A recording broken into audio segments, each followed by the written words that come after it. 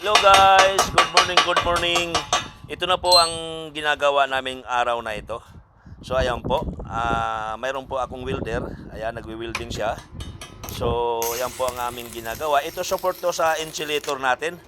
Ayan po. Ayan, nagwi-welding. Ayan. So ito po ang ikakabit natin. Ayan. So ito po, dito po natin i-connect yung ating mga wiring. Yung malaking wire. So yan ang switch natin. So dito natin ilalagay yan, nakatayo. Ayan po, yun po ang aking welding machine. Ayan. Ayan, Nepali. Nepal. Nepali. Marunong na din siya guhit-guhit. Sabi ko, magbabasa ka ng mga yung about measurement, kung paano basahin yung measurement. Kaya yon, siya ang pinaputol ko, pinaguhit ko. So, ito na po yung aming nagagawa. Ayan, kinakabit na namin. So, yun po, sa gilid, tingnan nyo, yung support na yan, ayan o. Yung unit truss natin, yung insulator natin, dyan po ipapatong. Ayan po. Ang haba po nito ay 1 meter 25 cm. Ayan po, ang hindi pa namin nalalagyan. Ayan.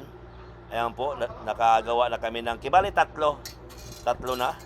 So, mahirap po ang gawin nito kasi kailangan i-timing natin kasi nakabulted tayo.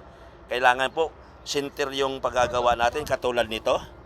Ayan po, kasi ang butas nito, naka-spring siya, tapos mayroon tayong bolt. So, ihigpitan natin na ibali, hindi maglihi sa unit truss yung butas na ito. Ayan po, ayan. So, ayan po. Yan ang grinder ko. Yan ang Nepali. Siya na ngayon ang taga-go-ahead ko. Ito naman yung aking fabricator kasi ako welder. Yan, magaling na po mag-welding yan. So, yung pinapakita ko dati sa inyo, ayan po ang kanyang mga hinihinang kasi tinuturuan ko. So, yun po guys, kailangan po kung ano yung knowledge natin, ituturo natin sa ating mga kasama. Kasi po, sa lahat-lahat ng yan po ay blessing yan na ating maibibigay sa ating mga kasama kahit anong mga lahi. Basta makapagbigay tayo ng magandang move sa ating trabaho.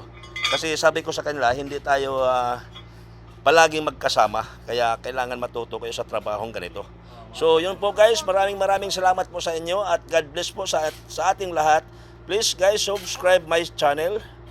Yan po, bye-bye. I love you.